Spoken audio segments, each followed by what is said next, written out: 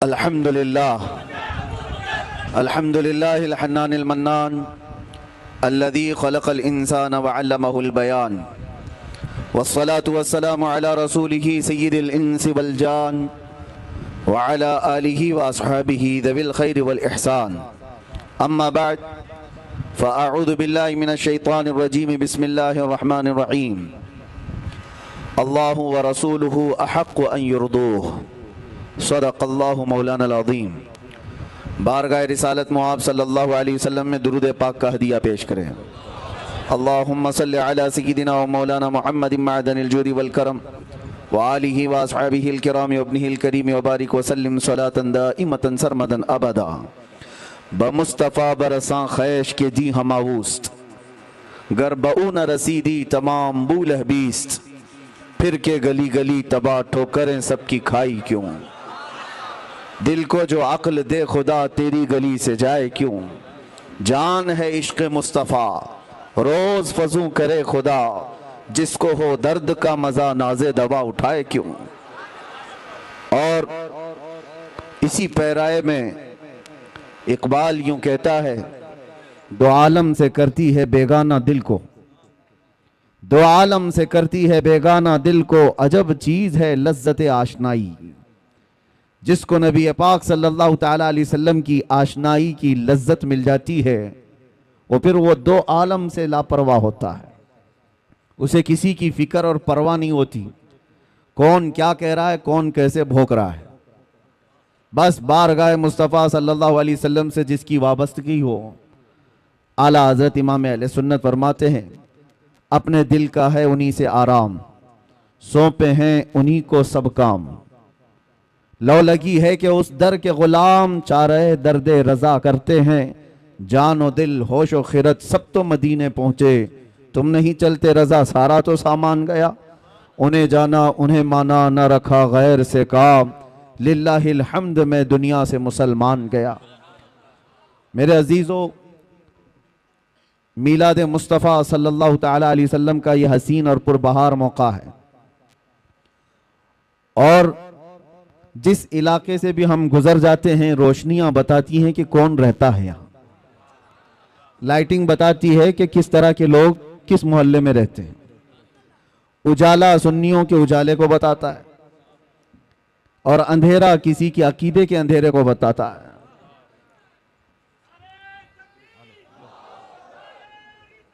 गुले गुलजारे बरकातियत हुजूर सैयदी अमान मिल्लत तशरीफ ला रहे हैं। आप तमामी हजरात बगैर किसी धक्के के अपनी अपनी जगह पर खड़े रहें।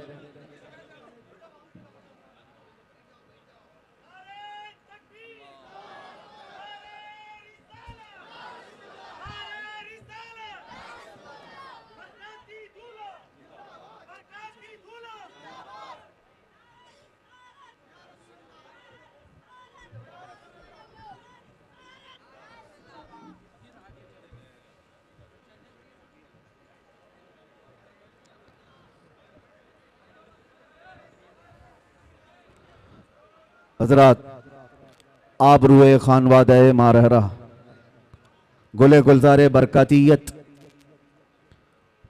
यादगारे असलाफ हुजूर सैयदी वसनदी अमान मिल्लत इस बज़्म की रौनक नहीं बल्कि जान बने तशरीफ़ रखते हैं। और अरसी केरे वालों की खुशनसीबी है कि उस अजीम खानवादे के चश्मो चिराग को आपने अपने यहाँ मदू किया हुआ है, बल्कि हज़रत ने यहाँ पर कदम रंजा फरमाया हुआ है। जिनके दरबार की निस्बत हासिल करके वक्त का मुजद्दिद यूँ कहता था, कैसे आकाओं का बंदा हूँ रज़ा, कैसे आकाओं का बंदा हूँ रज़ा, बोल बाले मेरी सरकारों के। वो एक गुंबद है जिसके नीचे 7 कुतुब आराम फरमा है। उसी माररा मुतहरा की खुशबुएं लिए हुए कर्नाटक की सरजमीन पर यह सैयदज़ादा तशरीफ लाया हुआ है। और हम दुआ ये करते हैं अल्लाह करीम की बारगाह में कि इन सादात का साया अहले कर्नाटक पर हमेशा कायम दायम रहे। इनकी आमद से जो फयूज़ व बरक़ात चलते हैं, साथ ही अकीदे की हिफाजत भी होती है और एक सिराते मुस्तकीम पर चलने का हौसला आम सुन्नी नौजवान को मिलता है इन्हीं चेहरों से। अल्लाह तबारक व तआला इकबाल बुलंद फरमाए। और आज की महफिल की बड़ी अजीम रौनक थे हुजूर सैयदी व सनदी मुर्शिदी अमीन मिल्लत अदाम अल्लाहु फयूज़हु, लेकिन हज़रत की तबीयत की अलालत की वजह से, नासाज होने की वजह से हज़रत तशरीफ़ नहीं लाए। और इंशाअल्लाह हम उम्मीद करते हैं कि बहुत जल्दी इस इलाके में हज़रत को हम देखेंगे इंशाअल्लाह। मीलाद मुबारक का पुरबहार मौसम है, रबीउल अव्वल शरीफ, ये जलसे जुलूस का महीना हम सुन्नियों के दरमियान कहलाता है। और मेरे अजीज़ों, ये किस्मत की बात है, मीलाद मीलाद मीलाद एक लफ्ज़ सब जगह मशहूर है। और मीलाद कोई एक नई चीज़ नहीं, मीलाद तो पैदाइश को कहते हैं, पैदाइश को कहते हैं। लेकिन नबी पाक सल्लल्लाहु ताला अलैहि वसल्लम के साथ मीलाद का लफ्ज़ हो जाता है तो सिर्फ पैदाइश नहीं, वो ईद मीलाद होती है। पैदाइश की खुशी भी है साथ में, हर एक के लिए नहीं है, नबी पाक सल्लल्लाहु अलैहि वसल्लम की विलादत के साथ। मुझे आप ये बताओ, जो इस मौसम में कीड़े मकोड़े बाहर निकल करके मीलाद पर शिर्क और बिदात के फतवे लगाते रहते हैं, उनसे पूछो होता क्या है मीलाद में? जिक्र रसूल पाक ही तो है। नबी पाक सल्लल्लाहु ताला अलैहि वसल्लम का जिक्र करना, इसके लिए तुम्हारे बाप दादाओं से परमिशन लेने की जरूरत है? अल्लाह करीम जिसके जिक्र को कुरान पाक में यूं फरमाता है, वरफ़अना लका ज़िक्रक, और कुरान पाक आगाज से आखिर तक कुरान है नाते मुस्तफ़ा महबूब के बयान का कैसा अनोखा ढंग है। एक बात याद रखो मेरे अजीजों, अभी मैं देख रहा था कोई पड़ोसी मुल्क का एक मौलवी साहब जो मीलाद मुस्तफ़ा सल्लल्लाहु अलैहि वसल्लम के मुतालिक सवाल किया जा रहा है तो दिल का कोड़ बाहर निकल आता है, नहीं नाजायज़ है, ये कहीं है नहीं। सामने वाले ने कहा कि सुना है सुन्नी लोग जवाब में कहते हैं कि मक्का में हुजूर पैदा हुए थे तो मक्का वालों ने मीलाद नहीं मनाई, इसलिए कि कुफार और मुशरिकीन थे जब हुजूर वहां पैदा हुए थे। लेकिन जब मदीने तैयबा तशरीफ ले गए थे तो मदीने वालों ने दफ बजा करके हुजूर का इस्तकबाल किया था, हुजूर की आमद का शानदार इस्तकबाल किया था। तो सुन्नी लोग ये कहते हैं कि हम मदीने वालों के नक्शे कदम पर चलते हैं। मौलवी साहब ने कहा, मियाँ ये तो एक ऐसी ही बात है, फैलाई हुई बात है। मैं उन लोगों से कहता हूँ कि मदीने तैयबा में हुजूर एक बार आए थे, एक बार इस्तकबाल हुआ, क्या हर साल थोड़ी ना होता है? हुजूर पैदा हुए एक साल तो क्या हर साल थोड़ी ना मनाई जाती है? जबकि उस कमबख्त मौलवी साहब को ये नहीं पता हर साल आज़ादी के मौके पर खुद भी खड़ा होता है, पूरे मुल्क की आज़ादी की खुशियों में बच्चों को भी झंडे लेकर खड़ा होता है। हम उनसे पूछते हैं तुम्हारा मुल्क एक बार आज़ाद हुआ था कि हर साल आज़ाद होता है? एक ही बार हुआ था, लेकिन उसकी यादगार तो मनाते हो। यहां पर कोई उनको जवाब नहीं है। उसको ये कहते हैं कि नहीं ये तो एक दुनियावी मामलात है, इसको दीन पर क़यास ना करो। इनके घर में चोर बेटा पैदा हो, पता ही नहीं इसका मुस्तकबिल क्या होने वाला है, पता ही नहीं है। बड़ा होकर के डाकू बनेगा कि डॉक्टर बनेगा मालूम नहीं, लेकिन बर्थडे हर साल उसका होना चाहिए। केक भी बड़ा लाओ, मिठाइयाँ भी लाओ, लोगों को दावतें भी दो। सबके घर इससे आजकल बचे किसी के नहीं है। हो सकता है किसी के यहाँ थोड़ा, किसी के यहाँ ज्यादा, लेकिन मना रहे हैं सब। एक ट्रेंड नहीं है बर्थडे मनाने का। तुम नहीं भी मनाओ तो बच्चे तुम्हारी गर्दन पे चढ़ के पूछते हैं मेरा बर्थडे है, क्यों नहीं मना रहे हो? वो बच्चों को आज मैं तालीम देना चाहता हूं कि अल्लाह ना करे तुम्हारे यहाँ कहीं पर भी ये सड़न अगर आ गई जो हुजूर की मीलाद पर ये कहते हैं एक ही साल हुजूर तशरीफ लाए थे, हर साल क्यों? तो अपने बाप से भी कहो मैं एक ही बार पैदा हुआ था, हर साल बर्थडे क्यों? हर साल क्यों? मेरे अजीजों, जिसका फ्यूचर मालूम ही नहीं ये क्या होने वाला है, उसकी खुशियां मनाते हो। और जो महबूब रब्बुल आलमीन है, जिसका आना यहां पर बरकत है और जिसका रहना यहां रहमत है, और उसके आने के दिन को हम यादगार नहीं मना सकते। दूसरी एक और बात फैलाई जाती है, ये इसलिए कि कंफ्यूजन में दूर करना चाहता हूं। सुन्नी लोग बेचारे ऐसे बौछार आ जाते हैं तो परेशान होकर के कहते हैं ऐसा है क्या, क्योंकि इल्म से वास्ता कम रहता है। लेकिन सोशल मीडिया पर आजकल आप ज्यादा एक्टिव हैं, तो हम भी चाहते हैं कि उसी तरह से आपको जवाब भी परोस दिया जाए। एक चीज और फैलाई जाती है कि 12 रबीउल अव्वल को तुम तो हुजूर की विलादत की खुशी मनाते हो, जुलूस निकालते हो। तुम्हें ये नहीं मालूम सुन्नियों कि हुजूर का उस दिन इंतकाल भी हुआ था, हुजूर उस दिन दुनिया से रुखसत भी हो गए थे। तो गम होना चाहिए, जो सहाबा को इतना गम था। सहाबा थोड़ी ना खुशियां मना रहे थे, हुजूर के जाने का दिन है। क्या अजीब चीज के जरिए से लोगों के जहन को खरीदने की कोशिश की जाती है। यह ऐसी ही बात है, मैं आपको बताता हूं, इस पर मैं जवाब बाद में देता हूं। अभी हम मदीने शरीफ में थे तो एक साहब मट्टी लेकर के आए थे वापस।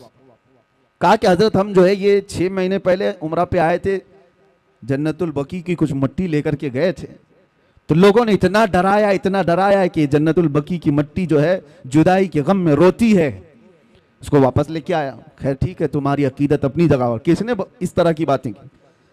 हम ये नहीं कहते कि सब मट्टी उठा लाओ।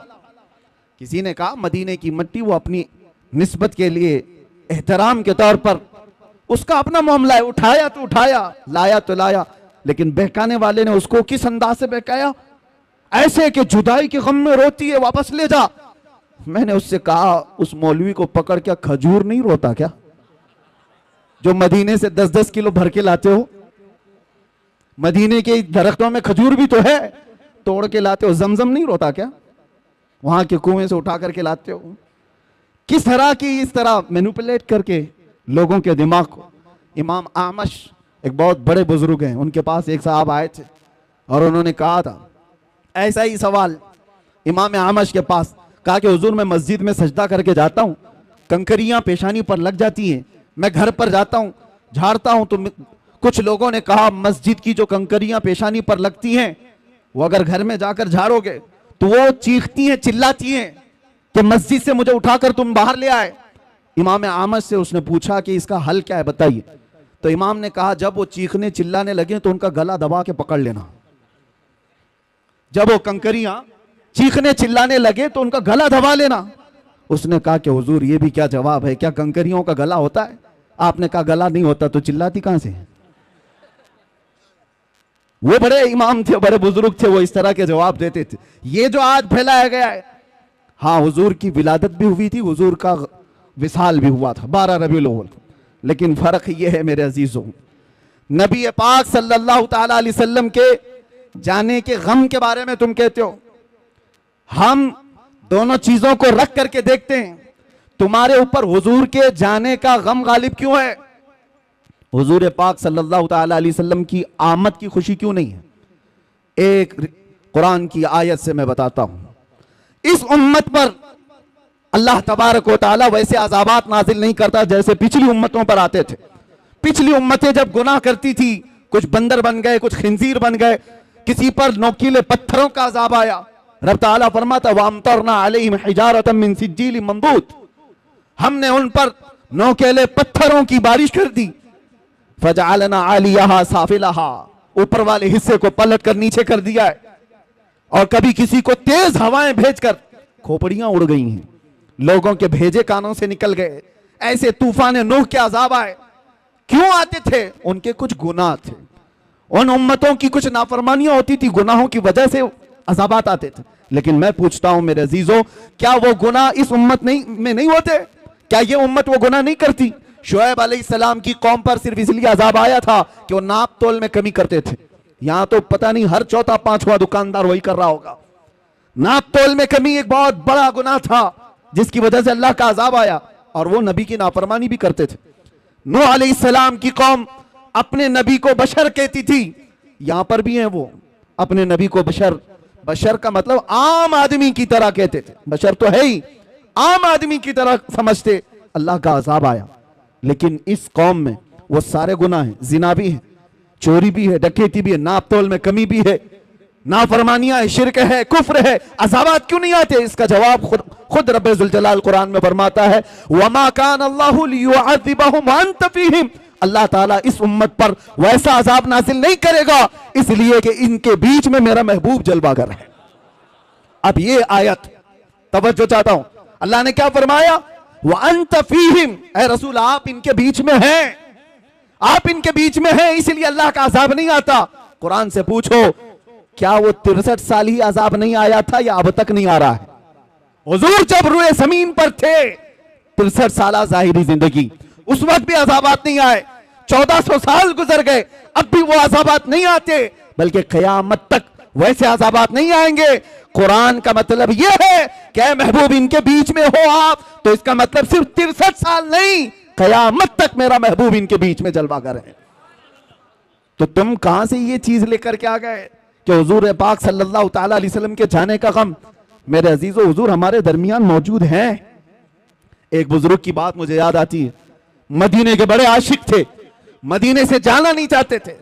हुजूर पाक सल्लल्लाहु तआला अलैहि वसल्लम के दरबार में हाजिरी दी और जब जाने का वक्त आया तो रोने लग गए। कहा, क्या आका के दरबार में जो मेहमान आता है उसे वापस भेज दिया जाता है, जिसको जाने की तमन्ना ना हो? रोते रोते सो गए। मेरे आका सल्लल्लाहु अलैहि वसल्लम ख्वाब में तशरीफ लाए उस बुजुर्ग के।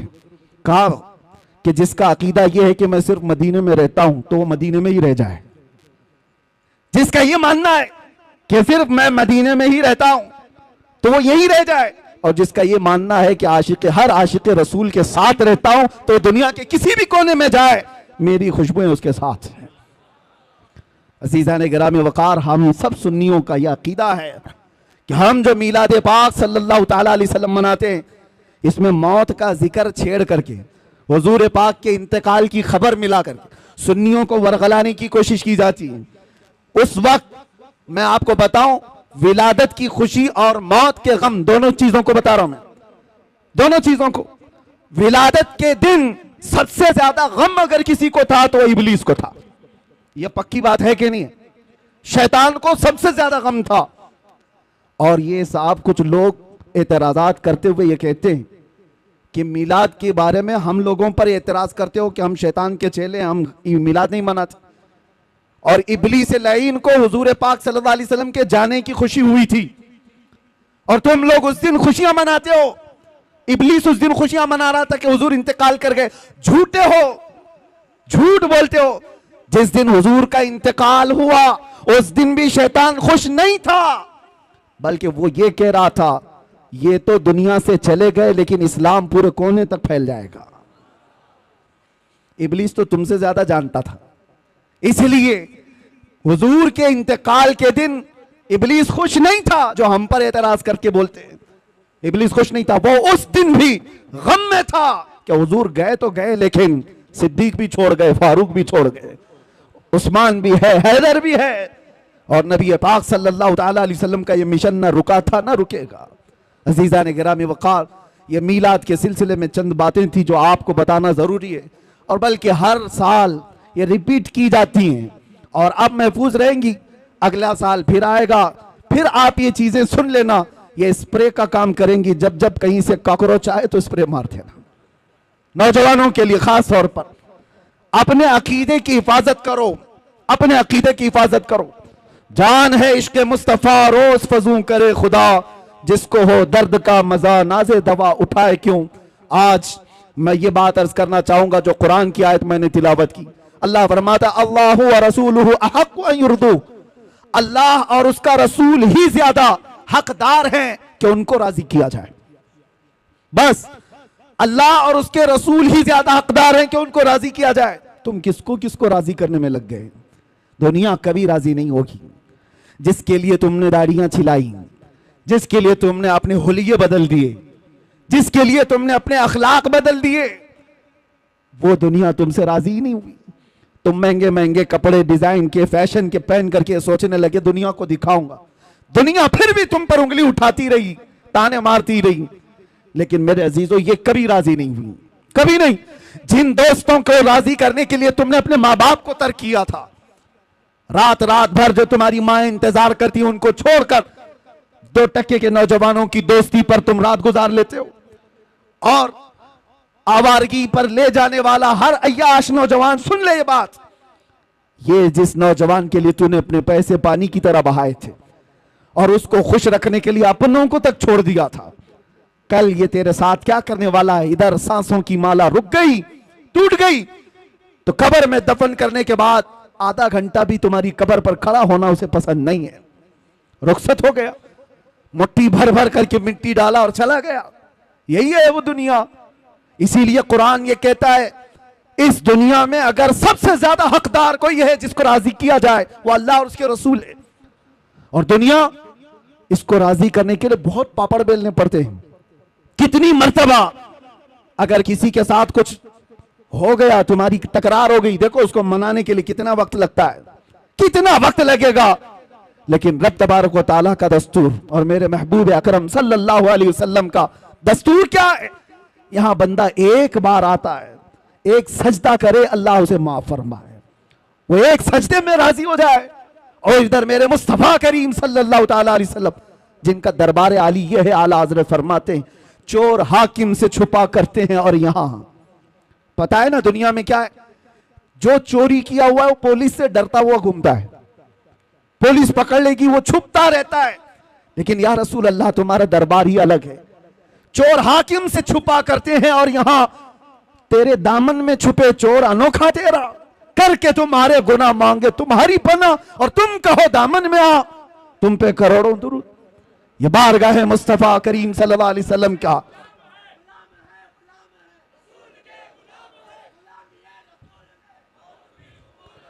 उस रसूल पाक सल्लल्लाहु ताला अलैहि वसल्लम को राजी करने के लिए बरसों नहीं लगते, सदियां नहीं लगती, बल्कि बस मिनटों की बात है। इधर तुम्हारे दिल से आह निकली, उधर वो मेरे मुस्तफा करीम सल्लल्लाहु अलैहि वसल्लम की तरफ से दुहाई आ गई। आपको मैं बताऊं, हजरत अबू हफ्स समरकंदी फरमाते हैं मक्का मुकर्रमा में एक शख्स का इंतकाल हो गया था और मरते ही उसका चेहरा गधे की शक्ल का बन गया, चेहरा बदल गया था। एक ही बेटा था, देखा जाना मैयत को, डर गया कि मैयत को दिखाएं तो कैसे दिखाएं लोगों को, बदनामी कितनी होगी, रुसवाई कितनी होगी। उसने क्या किया, घर के सारे दरवाजे बंद कर दिए और औरतों से, घर वालों से कहा कि घर के अंदर ही गड़ा खोद कर हम इसे दफन कर देंगे, यहीं दफन कर देंगे मेरे बाप को। चेहरा जानवर की तरह दिख रहा है, वो रो रहा था, गम में था। इसी असना में उसके घर का एक दरवाजा खुला, एक बुजुर्ग घर के अंदर आए, चेहरे पर चादर पड़ी हुई थी। वो सीधे गए और उस मैयत के पास खड़े होकर उसकी चादर हटाई और अपना चेहरा, अपना हाथ उसके चेहरे पर रखा। थोड़ी देर के बाद चादर ढाक दी, वापस पलट आए। इस नौजवान के पास आए वो बुजुर्ग, पूछने लगे क्या बात है, गम क्यों कर रहा है, रोता क्यों है? उस नौजवान ने कहा मैं तो जानता नहीं आप कहां से आ गए, लेकिन देखो आप मेरे बाप की हालत क्या हो गई, मरने के बाद उसका चेहरा बदल गया, किस तरह से मैं लोगों को अपने बाप का चेहरा दिखाऊंगा, मैं कैसे इसका गुस्ल कफन दफन करूंगा, मैं इसी गम में रो रहा हूं।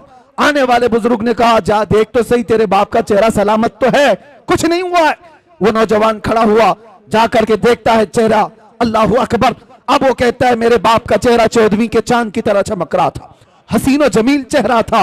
वो खुशी के आंसू रोने लग गया और ये बुजुर्ग जा रहे थे, इनको पकड़ लिया और पूछा आप कौन है? फरिश्ते हैं अल्लाह के, आप तो मेरे घर पर रहमत बन करके आए, कौन है आप जो मेरी मदद के लिए आए? चेहरे से चादर हटी। आने वाले बुजुर्ग ने कहा अना मुहम्मदुन रसूलुल्लाह, मैं मोहम्मद अल्लाह का रसूल हूं। और फिर फरमाया तेरे बाप का एक गुनाह ऐसा था जिससे मौला गजबनाक था, रब तबारक व तआला का गजब था और इसका चेहरा बदल दिया गया था। लेकिन सुनो मेरे अजीजों, इस वाक़े को बयान करने का मकसद क्या है? मैं अर्ज करता हूं, उस लड़के ने पूछा मेरे बाप ने ऐसा क्या किया था, ऐसा क्या किया था जिसकी वजह से चेहरा बदल गया? सुनो ताजदार कायनात के उस गैरतमंद रसूल की बात को सुनो। मेरे आका फरमाते हैं बाप के गुनाह में बेटों के सामने नहीं आया करता। बाप क्या करता था बेटों को बताना ये मेरी आदत नहीं, लेकिन एक बात बताता हूं, तेरे बाप की अच्छाइयां भी थी, बुराई क्या थी ये नहीं बताया, अच्छाई क्या थी वो बताता हूं। फरमाते हैं तेरे बाप की एक अच्छाई ये थी कि ये उस वक्त तक रात में बिस्तर पे सोता नहीं था जब तक कि 100 मरतबा मुझ पर दुरूद नहीं पड़ता था। ये तेरे बाप की अच्छाई थी। और जब इसका इंतकाल हुआ, इसके कुछ गुनाहों की वजह से रब ताला का गजब तो हुआ, लेकिन जो फरिश्ता इसका दुरूद मुझ तक पहुंचाता था उस फरिश्ते ने मुझे खबर की। मैं मदीने से उसी वक्त यहां आया, देखा तेरे बाप का चेहरा सही में बदला हुआ था, लेकिन मैंने हाथ रखा चेहरे पर, अर्ज की मौला से ऐ रब्बल आलमीन, जो चेहरा मुझ पर रोजाना दुरूद पड़ता है अगर वो ही बदल गया तो दुनिया क्या कहेगी? रब ताला ने फरमाया हबीब आप अपना हाथ उठाओ, अब मौजूद जितने लोग हैं उन सबसे ज्यादा खूबसूरत उसको बनाया जाएगा। आता है फकीरों पे उन्हें प्यार कुछ ऐसा, खुद भीख दें और खुद कहें मंगते का भला हो।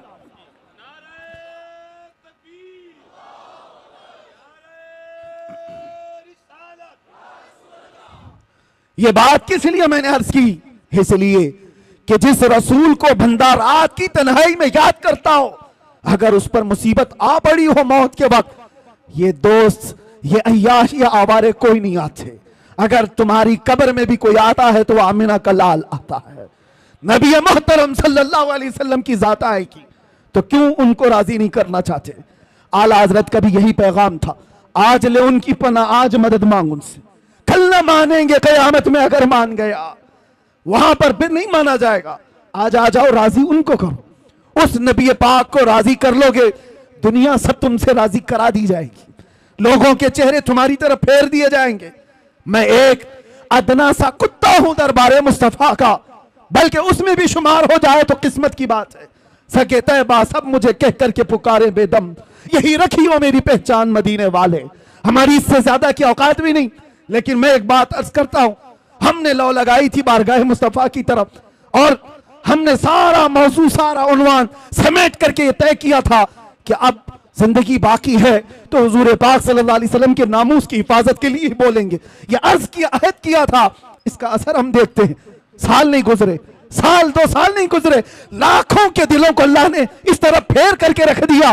पता है चला वो अगर राजी है तो मौला पूरी कायनात को एक तरफ फेर देता है। उनको राजी करो। और चप्पे चप्पे पर इमाम अहमद रजा की बात यूं ही नहीं फैलाई जाती। आला हजरत, ये कभी आला हजरत आए यहां पर, लेकिन अभी मैं कहूं इश्क मोहब्बत, इश्क मोहब्बत एक ही जुमला है, ये एक ही है। किसी भी जगह पर जाओ, आला हजरत ने अपने प्रचारक नहीं पैदा किए थे, एडवर्टाइजमेंट के लिए कोई बहुत ज्यादा सरमाया खर्चा नहीं किया था, ना ही उनके सिपाहियों को दौड़ा रखा था, ना सोशल मीडिया का दौर था। लेकिन जाओ दुनिया के जिस कोने में भी, वो नाम जरूर तुम्हें मिलेगा, आला हजरत। क्यों? इसलिए कि जिंदगी भर जिसको राजी करने की कोशिश करते रहे, तो मेरे मुस्तफा का ये कानून है, जो उनका होता है अल्लाह ताला उसकी मोहब्बत हर एक के दिल में पैदा करता है। और आज आला हजरत को हम यूं नहीं याद करते कि आला हजरत ने हमें फतावा रज़िया दे दिया है, आला हजरत ने हमें ये दे दिया, वो दे दिया है, बल्कि जहां से याद करते हैं तो यूं कहते हैं, डाल दी कल्ब में अज़मत मुस्तफा। क्यों याद करते हैं? डाल दी कल्ब में अज़मत मुस्तफा सैयदी आला हजरत पे लाखों सलाम।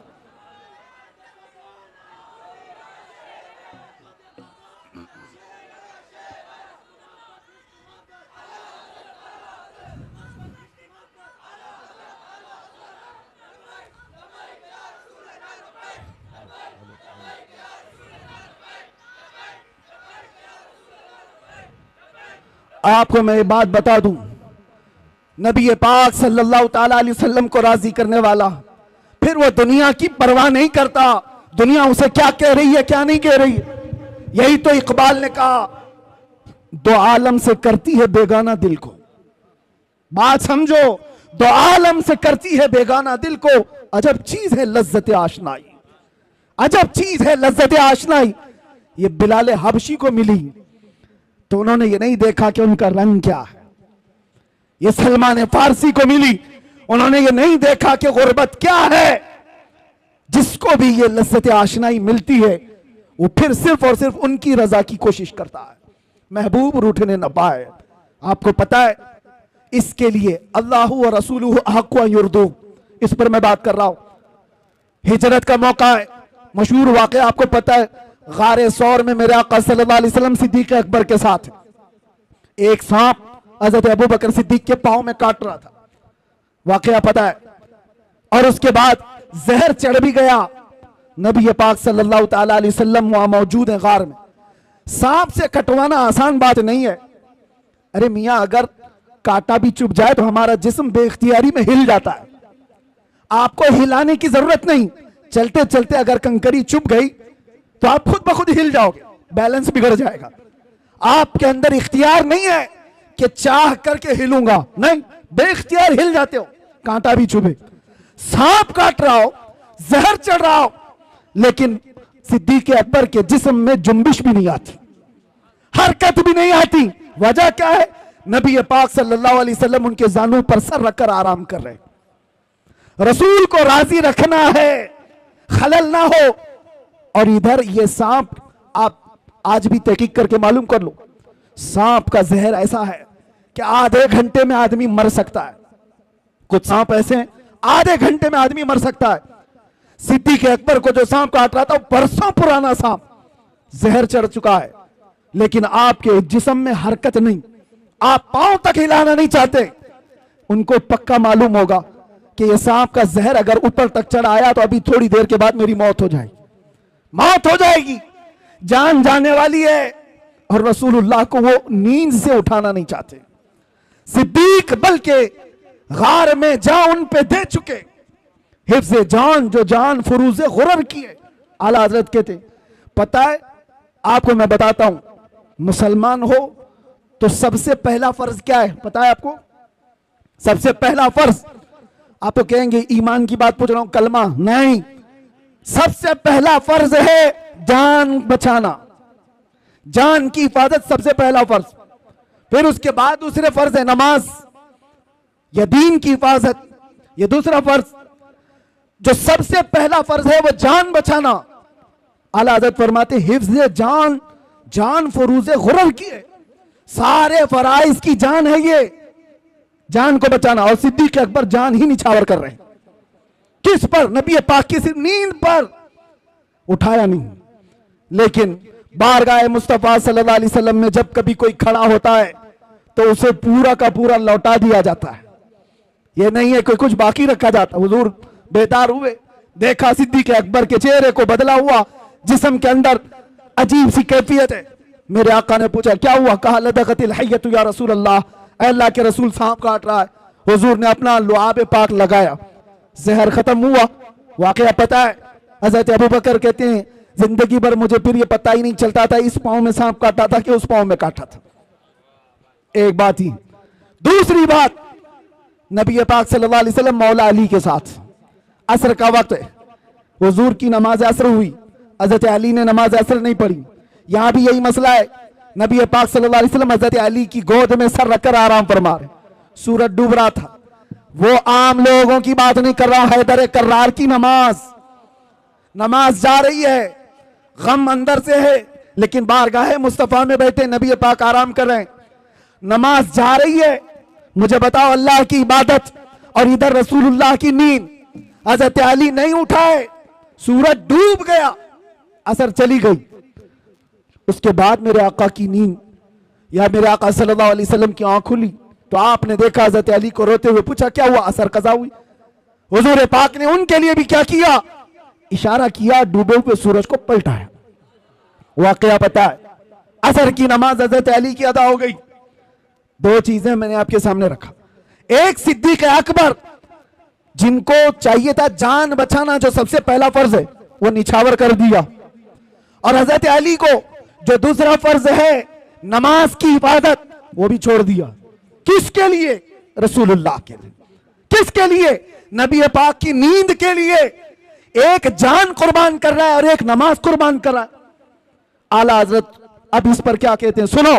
सिद्दीक बल के गार में जा उन पे दे चुके, हिफ्ज़े जान जो जान फुरूज़े गुरर की है, मौला अली ने वारी तेरी नींद पर नमाज, वो भी नमाज असर जो आला खतर की है। तूने फेर दी उन्हें नमाज, तूने फेर दी उन्हें जान और उनकी नमाज। या रसूल अल्लाह, तूने फेर दी उनकी जान और उन्हें नमाज, पर वो तो कर चुके जो करनी बशर की है। अब क्या साबित होता है? साबित हुआ जुमला फराइज फुरू है, जितने फर्ज हैं ये सब ब्रांच हैं। फरा का मतलब समझते हो? फरा किसको कहते हैं? ब्रांच को, शाख को। असल और फरा दो चीजें, असल फर्ज है और उसकी जो शाख है उसको फरा कहते हैं। अब आला हजरत फरमा रहे हैं ये दोनों साहबा सिद्दीक अकबर के अमल से, मौला अली के अमल से यह साबित होता है जितने फराइज हैं ये सब ब्रांच हैं, ये सब शाखें हैं। जान बचाना ये भी फर्ज है, नमाज की हिफाजत ये भी फर्ज है, लेकिन ये सारे फुरू हैं। साबित हुआ जुमला फराइज फुरू है। असलुल उसूल बंदगी उस ताजवर की है, असलुल उसूल बंदगी उस ताजवर की है। अगर वो राजी ना हुआ तो फिर नमाज किस काम की? अगर वो तुम्हारे साथ ना हो तो जान किस काम की। वो जो न थे तो कुछ न था, वो जो न हो तो, सुन्नियों को ये पता है, वो जो न हो तो, और जान है वो जहान की, जान है तो जहान है। और इकबाल ये फैसला कुन अंदाज में कहता है, आबरू माजना में मुस्तफास्त, हम सब की इज्जत आबरू मुस्तफा के नाम से है। हर चेदरी दुनिया बाद मुस्तफास्त, जो कुछ भी दुनिया में है वो मुस्तफा के बाद है। इस नुक्ते पर आ जाओ ऐ सुन्नी मुसलमानों, हमें राजी करना है, हमें करनी है शहंशाह बतहा की रजा जोई। वो अपने हो गए तो रहमत परवरदिगार अपनी। बस राजी करने पर लगे रहो मेरे मुस्तफा करीम सल्लल्लाहु अलैहि वसल्लम को। अगर वो राजी हो गए तो रहमत परवरदिगार हमारी। ये एक बात और बताता हूं, किस चीज के लिए दौड़ भाग कर रहे हो? सियासत के लिए, हुकूमत के लिए, चलो दौड़ भाग कर रहे हो, एजुकेशन के लिए, सक्सेस के लिए, दुनिया में क्या क्या चीजें सब गिनाओ, मैं बोलता हूं। सियासत चाहिए तुम्हें, क़ियादत चाहिए तुम्हें, एजुकेशन चाहिए, मुकाम बुलंद मर्तबा चाहिए, सब चाहिए। सारी चीजें कहां से मिलेंगी? बताता हूं तुम्हें। हुकूमत, सियासत, ये दुनिया, ये सारी चीजें। इकबाल की बात तो सुनो, कहता है कि मोहम्मद से वफा तूने तो हम तेरे हैं। अरे ये जहां चीज है क्या? अरे ये जहां चीज है क्या? लाहो कलम तेरे। तो सियासत और हुकूमत की बात कर रहा है, ये जहां चीज है क्या? हुजूर से वफा करके देख, लाहो कलम तेरे हैं। पता है हुजूर से वफा करने वाला गुलाम एक उमर इब्न खत्ताब, मिस्र से एक कासिद आया था, यह कहता हुआ कि दरिया नील हर साल सूख जाता है। दरिया आज भी है वो दरिया नील, हर साल सूख जाता है। और मिस्री लोग क्या करते हैं, इजिप्शियन लोग 16 साल की एक नौजवान लड़की को दुल्हन बनाकर जुलूस निकालते हैं और उसको ज़बह करते हैं, दरिया में डालते हैं, फिर पानी ऊपर आ जाता है। हर साल बलि चलानी पड़ती थी, हर साल बलि चढ़ाई जाती थी।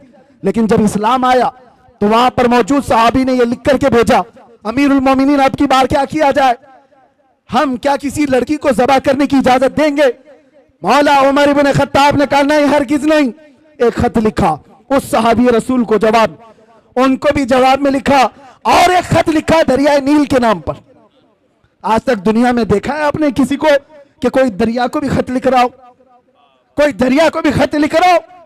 दरिया के नाम पर लिखते हैं उमर इब्न खत्ताब, ऐ दरिया नील, उमर इब्न खत्ताब रसूलुल्लाह का गुलाम तुझसे कहता है, अगर तू अपनी मर्जी से चलता है तो हमें तेरी कोई हाजत नहीं, और अगर अल्लाह के हुक्म से चलता है तो उमर का हुक्म है कि अभी चल पड़ा। खत लिखा, सहाबी रसूल को भेज दिया। एक खत उनके नाम था, एक खत दरिया नील के नाम पर था, और हजरत उमर का हुक्म था जो मेरा खत दरिया नील के नाम पर है वो दरिया में डाल दो। अल्लाह अकबर। मेरे अजीज़ों, सिर्फ वाकयात नहीं है, सुनो। जब ये खत पहुंचा, गवर्नर मिस्र ने अपना खत अपने पास रखा, दरिया का खत ले जाकर दरिया नील में डाला जो सूख गया था। तारीख निगार बताते हैं खत जैसे ही पड़ा 16 गज पानी ऊपर मौजे मारता हुआ आ गया था। किसकी हुक्मरानी है? किसकी हुक्मरानी है? नबी का जो हो गया हर चीज उसके कदमों के नीचे ला दी जाती है। इसी को कहा है इकबाल ने कि टल न सकते थे जंग में अगर अड़ जाते थे, पांव शेरों के भी मैदान से उखड़ जाते थे, हक से सरकश हुआ कोई तो बिगड़ जाते थे, अरे तेग क्या चीज हम तोप से भी लड़ जाते थे। आ गया इन लड़ाई में गर वक्त नमाज, किबला रूहों के जमीन बोस हुई कौम हिजाज। और उसी में इकबाल कहता है, दश्त तो दश्त है दरिया भी न छोड़े हमने, बहरे जुल्मात में दौड़ा दिए घोड़े हमने। नबी पाक सल्लल्लाहु अलैहि वसल्लम का जो गुलाम होता है, उनसे जो वफा किया है, अल्लाह ताला सारी कायनात उसको मुसख्खर करके दे देता है। वो तो सिर्फ दरिया की एक मिसाल मैंने दी, दरिया की एक मिसाल दी। सहाबा कराम के ऐसे ऐसे वाकयात। हजरत सफीना एक जंगल में रास्ता भटक गए थे, मदीने के करीब एक जंगल में रास्ता भटक गए। कहते हैं मैं रास्ता नहीं पा रहा था, अचानक एक दरिंदा आ गया, शेर, मुंह फाड़े हुए मेरे सामने आ गया। साहब ये रसूल है, सुनो तवज्जो से। और शेर को देखकर किसकी हैबत नहीं होती, सब कपकपी आ जाती। हजरत सफीना कहते हैं जैसे ही वो शेर करीब आया, मैं क्या करता, मेरे पास ना हथियार, ना भाला, ना नेजा, कुछ नहीं। जब वो मुंह फाड़ कर मेरे पास आया, मैंने चीख करके इतना कहा, या अबल हारिस अना मौला रसूलुल्लाह, ऐ फाड़ खाने वाले दरिंदे, मैं रसूलुल्लाह का गुलाम हूं। हजरत सफीना कहते हैं वो शेर सर झुकाकर मेरे तलवे चाटने लगा और दम हिलाता हिलाता रास्ता दिखाता दिखाता मुझे मदीने तक छोड़ कर गया। उनके जो हो जाओ कायनात उसकी तरफ है। इसीलिए कुरान क्या कहता है, अल्लाह व रसूलुहु अहक्कु अन युर्दू, अल्लाह और उसके रसूल इस बात के ज्यादा हकदार हैं उन्हें राजी किया जाए। ये जितनों को राजी करने के लिए तुम पापड़ बेलते रहते हो, झंडे लगाकर, अपने गलों में पट्टे डालकर, इसके उसके नारे लगा लगा कर, होता क्या है, सियासी लोग तुम्हें लॉलीपॉप तो दे सकते हैं बाकी कुछ नहीं। और क्या है, इनके पास इधर से धक्का मारा उधर पहुंचा, उधर से धक्का मारा इधर पहुंचा, और इनके खुद के 5 साल के ठिकाने नहीं। जिनके 5 साल के ठिकाने नहीं, उनसे तुम अपनी आबरूएं वाबस्ता की हो, अपनी उम्मीदें वाबस्ता की हो, और जो सुल्तान और बादशाह क़यामत तक का है उसके दरबार की तरफ हाथ क्यों नहीं उठाती? उसके दरबार की तरफ उठाओ। इसीलिए मारहरा का अजीम कलंदर अपने दौर में हुजूर सैयदुल उलमा जब वो दौरे करते थे, उनका भी एक वक्त था जब हुकूमत भी कांप रही थी उनकी जुबान से निकलने वाले अल्फाज और हजारों के मजमे में उनका असर देखकर। और उस जमाने में हुकूमत एक डिक्टेटरशिप की तरह थी। लेडी प्राइम मिनिस्टर, उनकी तरफ से सुना गया कि कहा गया, मियां सैयद मियां आप राज्यसभा की कुर्सी ले लीजिए, आप भी पार्लियामेंट के मेंबर बन जाइए। तो आप सैयद मियां रहमतुल्लाह अलैह ने फरमाया था, जिसके पास आयतल कुर्सी हो उसे तेरी कुर्सी की जरूरत नहीं।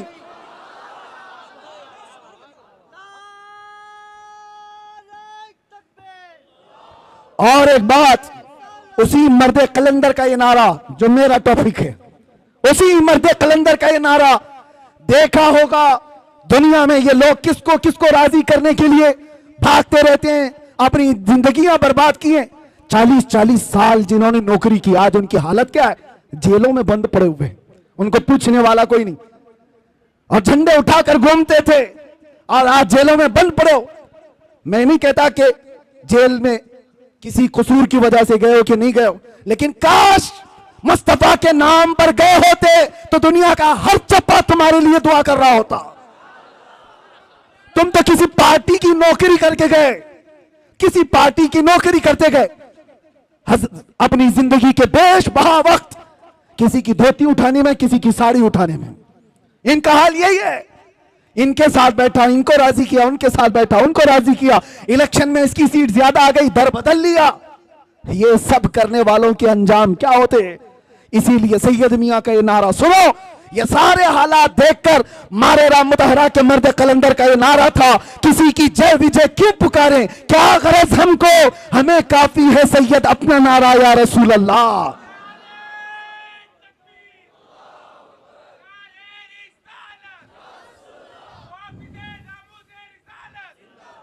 अजीजा ने गिरामी वकार, बस मैं अपनी बात को खत्म करता हूं।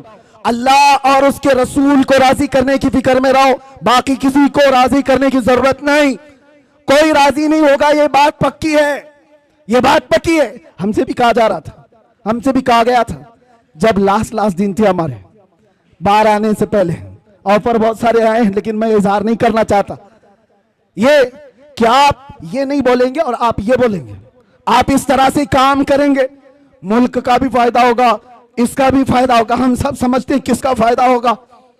ये बातें करने वालों से मैं एक बात कहा था, तुम्हारी क्या गारंटी है कि कब तक तुम राजी रहोगे, कब तक तुम राजी रहोगे। आज हम ये बोलना छोड़ दें, तुम उसके बाद कल ला करके कहोगे कि कुरान पढ़ना भी छोड़ दो, तीसरे दिन बोलोगे कलमा भी मत पढ़ना। यानी तुमको राजी करते करते पूरे कपड़े उतार दिए जाए। इसलिए याद रखो ए मुसलमानों, दुनिया को राजी करने में कभी अपने आप को बदलने की जरूरत नहीं। अल्लाह और उसके रसूल को राजी करने में अपना वक्त लगाओ, और अल्लाह ताला ऐसा मुकाम बनाता है, ऐसा मुकाम बनाता है कि तुम मर के भी चले जाओगे, नाम अल्लाह मिटने नहीं देता, नाम मिटने नहीं देता। बस यही मेरा मैसेज है कि आज झूम करके हम ये कह करके जाएंगे, दुनिया किसी भी तरफ बुलाए, दुनिया किसी भी लालच की तरफ हमें पुकारे, हमें वो नहीं देखना है और ना उनको राजी करना है, ना हुस्न को राजी करना, ना दौलत को राजी करना, ना वक्त के ताकतों को राजी करना। बस हमारा क्या मिशन है? अपना सब कुछ गुंबद खजरा, कल भी था और आज भी है, मेरे नबी से मेरा रिश्ता कल भी था और बतला दो गुस्ताखे नबी को, गैरत सुन्नी जिंदा है, उन पे मर मिटने का जज्बा कल भी था और लब्बैक या रसूल अल्लाह।